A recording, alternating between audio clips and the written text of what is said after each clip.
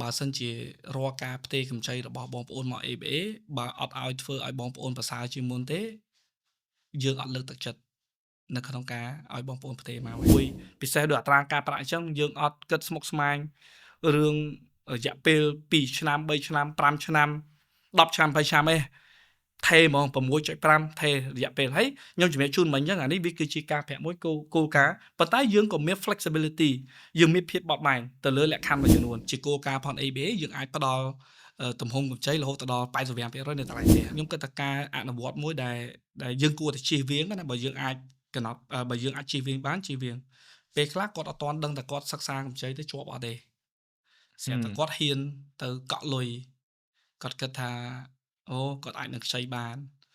យោងទៅតាមការគិតផងគាត់ណាបងបាទព្រោះពេលខ្លះទៅកំហុសមួយចំនួនវាកាត់ឡើងដោយអចេតនាបងប្អូនមុននឹងចង់បានកម្ចីឬក៏ approve ដោយស្ថាប័នជាពិសេស ABA ចរិតលក្ខណៈគឺជាគោលការណ៍ទី1ឯងយើងត្រូវធ្វើឲ្យប្រកបវិជ្ជាថាតើប្រវត្តិបង់ដែលយើងមានជាមួយនឹងកម្ចីផ្សេងព្រោះពេលខ្លះបងប្អូនមួយចំនួនគាត់ថាគាត់អត់ទាន់មានកម្ចីទិញទេប៉ុន្តែគាត់អាចជាប់កម្ចីនៅស្ថាប័នហិរញ្ញវត្ថុមួយចំនួនពាក់ព័ន្ធជាមួយនឹងកម្ចី auto loan មានទិញការទិញឡានឬក៏ personal loan មួយចំនួនអញ្ចឹងយើងត្រូវធ្វើឲ្យប្រកបវិជ្ជាថាប្រវត្តិនៃការបង់សងផងយើងគឺមានការបង់ទៀងទាត់មកធនាគារវិញសម្រាប់បងប្អូនទាំងអស់គ្នាដែលអត់ធ្លាប់ខ្ចីពីមុនមកទេការរៀបចំនៅក្នុងការទទួលបានលទ្ធភាពថាតើយើងមានលទ្ធភាពនៅក្នុងការយកកម្ចីទំហំប៉ុណ្ណេះបានអត់បងប្អូនត្រូវសួរខ្លួនឯងវិញត្រូវសួរខ្លួនឯងយ៉ាងម៉េចបើសិនយើងម្នាក់ឯងឬក៏យើងមានគ្រួសារហើយថាតើចំណូលប្រចាំខែផងយើងហ្មងបានប្រមាណក្នុងមួយខែប៉ុន្តែមុននឹងយកទៅចែកបុកលើនោះទេយើងត្រូវសួរខ្លួនឯងសិនថាតើយើងបានដកអីអស់នៅចំណាយប្រចាំខែផងយើងយកអាហ្នឹងមកយើងយកមកចែកជាមួយនឹងថ្លៃបង់កម្ចីប្រចាំខែឧទាហរណ៍យើងយកស្នើសុំកម្ចីទំហំប៉ុណ្ណឹងទៅយើងត្រូវបង់ប្រចាំខែ500ធ្វើម៉េចឲ្យចំណូលដែលយើងដកចំណាយអស់ហើយយកមកចែកជាមួយនឹង500ដែលយើងត្រូវបង់ប្រចាំខែធ្វើម៉េចឲ្យបាន1ធំជាង 1.5 អានោះគឺយើងអាចខ្ចីបានដែរសម្រាប់គោលការណ៍ ABA ដូចខ្ញុំជំរាបជូនមិញ ABA អាចផ្ដល់ជូនរហូតដល់ 85% ជាគោលការណ៍ជារួមប៉ុន្តែ ABA មានលក្ខខណ្ឌផ្សេងទៀតដែលគេហៅថាភាពបត់បែនខ្ពស់របស់ ABA អាស្រ័យទៅលើ profile និង credit របស់អតិថិជនមួយអញ្ចឹង in principle សម្រាប់ capital កន្លែងហ្នឹងគឺមានន័យថាគាត់អាចធ្វើម៉េចមានលុយខ្លួនឯងយ៉ាងហោចណាស់ក៏15ទៅ20% នៅក្នុងការទិញផ្ទះឧទាហរណ៍ថាគាត់ឆ្លាញ់ផ្ទះមួយ 100000 ត្រូវរៀបចំកញ្ចប់ថវិកាខ្លួនឯងចន្លោះពី 15,000 ទៅ 20,000 ទៅនៅក្នុងការជាទុនកត្តាពីរចំណុចផ្សេងទៀតដែលជាកត្តាទូទៅទេ collateral ឬក៏ទ្រព្យប្រចាំហ្នឹងយើងត្រូវធ្វើម៉េចប្រកាសថាទ្រព្យប្រចាំយើងអាចយកមក cover loan គ្រប់ចឹងទៅហើយពេលខ្លះទៅខ្ញុំឃើញដែលជាខ្ញុំគិតថាការអនុវត្តមួយដែល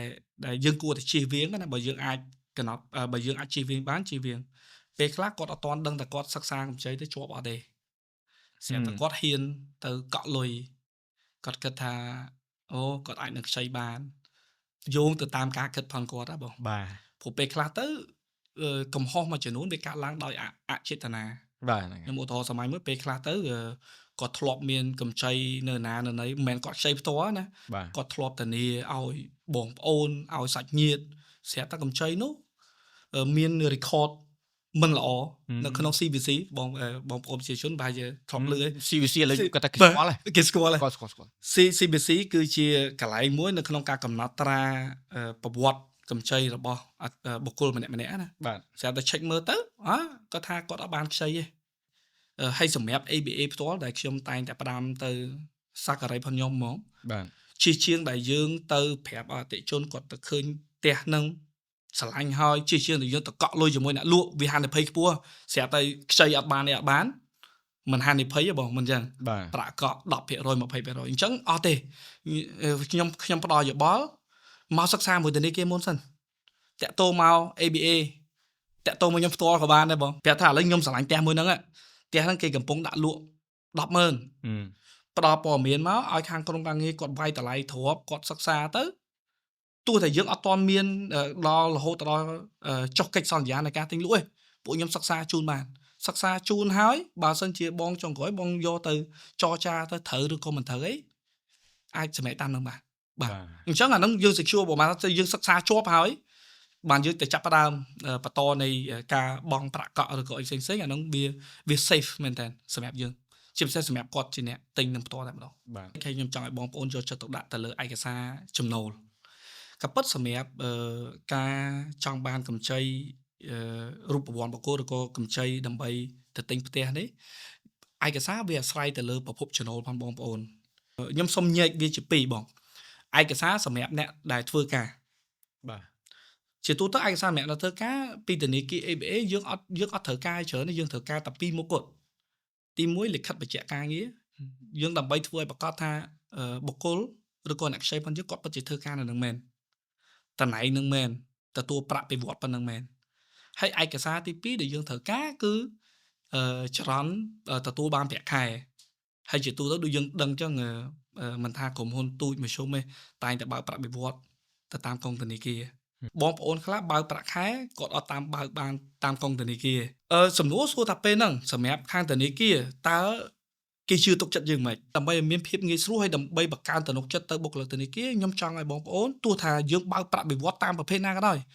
ខ្ញុំសុខចិត្តខ្ញុំផ្ដល់ជាសំណូមពរឲ្យបងប្អូនយកប្រាក់ទាំងអស់នោះយកមកដាក់ចូលក្នុងកងធនាគារហើយយើងចាយតាមកងធនាគារវិញទៅអញ្ចឹងជារៀងរាល់ខែមកយើងពីអ្នកខាងធនាគារគាត់មើលទៅវិញគាត់ពិតជាទទួលបានប្រាក់បៀវត្សប៉ុណ្្នឹងមែនជារៀងរាល់ខែ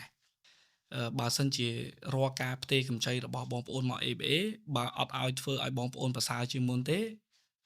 យើងអត់លើកទឹកចិត្តនៅក្នុងការឲ្យបងប្អូនផ្ទេរមកទេការផ្ទេរកម្ចីខ្ញុំសូមញែកវាជាពីរទី1ការផ្ទេរកម្ចីដែលបងប្អូនកំពុងតែជាប់បង់មួយនឹងបូរីបាទដែលអត្រាការប្រាក់យើងដឹងអញ្ចឹងរៀងខ្ពស់គួរសមដែរហើយអត្រាការប្រាក់ ABA ហើយនេះហើយគឺជាចំណុចពិសេសមួយផង ABA គឺយើងគិតគូរច្បាស់នៅក្នុងការធ្វើម៉េចឲ្យប្រកាសថាការផ្ដល់ជូននេះគឺចំណេញប្រសើរសម្រាប់ប្រជាពលរដ្ឋកម្ពុជាទាំងអស់គ្នាអញ្ចឹងបងប្អូនអាចកណនីទៅអត្រាការប្រាក់ខុសគ្នាតែ1% 2%ពេលខ្លះរហូតដល់ 3-4% ក្នុងរយៈពេលមួយឆ្នាំរយៈពេលវែងគឺធ្វើឲ្យបងប្អូននឹងចំណេញច្រើនប្រចាំខែខ្ញុំពេលខ្លះគ្រាន់តែមួយខែយើងអាចថាចំណេញខ្ទង់រង្វង់ 4-500 ក្រៅពីនោះទៀតការ refinance មក ABA មិនត្រឹមតែយើងផ្ដល់អត្រាការប្រាក់មួយដែលថេខ្ញុំចង់ឲ្យបងប្អូនមើលឲ្យមែនតែនតាក់ទងជាមួយនឹងការផ្ដល់ជូនមួយចំនួនដែលមានការប្រែប្រួលសំណួរសួរមួយដែលយើងត្រូវសួរថាតើអត្រាការប្រាក់ដែលបងប្អូនកំពុងមានហ្នឹងជាអត្រាការប្រាក់មួយដែលវាថេររយៈពេលវែងអត់ទី1ទី2ស្ថាប័នដែលបងប្អូនកំពុងតែជាប់ហ្នឹងថាតើទំនុកចិត្តកម្រិតប៉ុណ្ណាទី3តាក់ទងជាមួយនឹងសេវាកម្មផ្សេងថាតើការឆាចសេវាកម្មទាំងអស់នោះមិនយ៉ាងម៉េចដែរ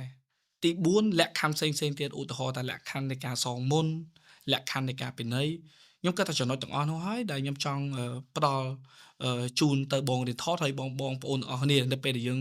ខ្ចីនៅកម្ចីណាមួយយើងត្រូវធ្វើឲ្យប្រកបវិជ្ជាថាតើយើងយករបស់ទាំងអស់ហ្នឹងមកដាក់លើតុថាតើមួយណាចំណេញជាងពីបងផ្ទាល់តើបងមានអ្វីទៅដែលជាចំណុចពិសេសផង ABA ដែលឲ្យពួកគាត់គិតថា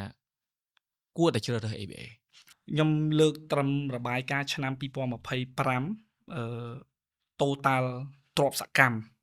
មសរុបផន ABA មានរហូតដល់ជាង$16,000 លានកើនឡើងពី2024ម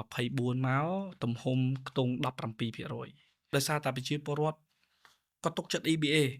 បានគាត់យកប្រាក់បញ្ញើរហូតដល់ជាង$13,000 លានយកមកដាក់នៅក្នុង ABA ប្រជាពលរដ្ឋគ្រប់គ្នាបងប្អូនគ្រប់គ្នាអតិថិជនជាង6 លានអ្នកទៅហើយបានផ្ដល់ទំនុកចិត្តមកឲ្យ ABA ប្រើប្រាស់សេវាកម្មរបស់ ABA អញ្ចឹងនេះគឺជាចំណុចគោលបងដែលខ្ញុំចង់រំលឹកថា ABA ពិសេសហើយរឿងទាំងអស់នោះហើយបានយើងយកមកគិតគូរយើងមកលំអិតពីតាក់ទងជាមួយនឹងការផ្ដល់ជូនមួយពិសេសដោយអត្រាការប្រាក់អញ្ចឹងយើងអត់គិតស្មុគស្មាញរឿងរយៈពេល2ឆ្នាំ3ឆ្នាំ5ឆ្នាំ10ឆ្នាំ20ឆ្នាំទេ ថេហ្មង 6.5 ថេរយៈពេលហើយខ្ញុំជំរាបជូនមិញអញ្ចឹងអានេះវាគឺជាការប្រាក់មួយគោលការណ៍ប៉ុន្តែយើងក៏មាន flexibility យើងមានភាពបត់បែនទៅលើលក្ខខណ្ឌមួយចំនួនជាធម្មតានៅពេលដែលយើង set អីមួយយើងតែងតែចង់ឲ្យមានជាគោលការណ៍រួមមួយប៉ុន្តែភាពបត់បែនផន ABA គឺជាភាពបត់បែនមួយមានភាពបត់បែនមួយខ្ពស់ខ្ពស់យ៉ាងម៉េចឲ្យតែលក្ខខណ្ឌមួយចំនួននៃការចរចាឬក៏លក្ខខណ្ឌនៃគេហៅថា credit profile របស់អតិថិជនមួយយ៉ាងម៉េចគឺយើងមានភាពបត់បែន adjustment តាមហ្នឹងចំណុចពិសេសមួយទៀតគឺតាក់ទងជាមួយនឹងរឿងលម្អឿននៅក្នុងការ approve បងបើសិនជាបងប្អូនដែលមានគម្រោងចង់ទិញផ្ទះរៀបចំឯកសារឬក៏បានគិតពិភាក្សាទៅលើចំណុចដែលខ្ញុំបានជំរាបជូនទៅសំណួរមុនណាឲ្យតែធ្វើមិនរួចរាល់អស់ខ្ញុំគិតថាអនុម័តអនុទានអត់លើសពី2ថ្ងៃទេឆ្លើយតបជាមួយនឹងទំហំកម្ចីសិនសម្រាប់គេដ្ឋានគឺជាគោលការណ៍យើងផ្ដល់ជូនទំហំចាប់ពី20000រហូតដល់2លានបាទប៉ុន្តែបើសិនជាបងជាពិសេសបងរៀនថតគាត់ថា2លានអត់គ្រប់ទេខ្ញុំត្រូវការ3លានភាសាផ្ទះខ្ញុំទិញទំហំ$5លានបាទខ្ញុំគិតថាមិនយូរជូនពរបងរៀនថតដូចគ្នាមានផ្ទះរហូតដល់$5លានបងគាត់ថាត្រូវការ3លានពីធនាគារបាទក៏យើងអាចផ្ដល់ជូនបានដែរបច្ចុប្បន្នយើងមានអតិថិជនឲ្យទំហំកម្ចីខ្ពស់លើនឹងទៀត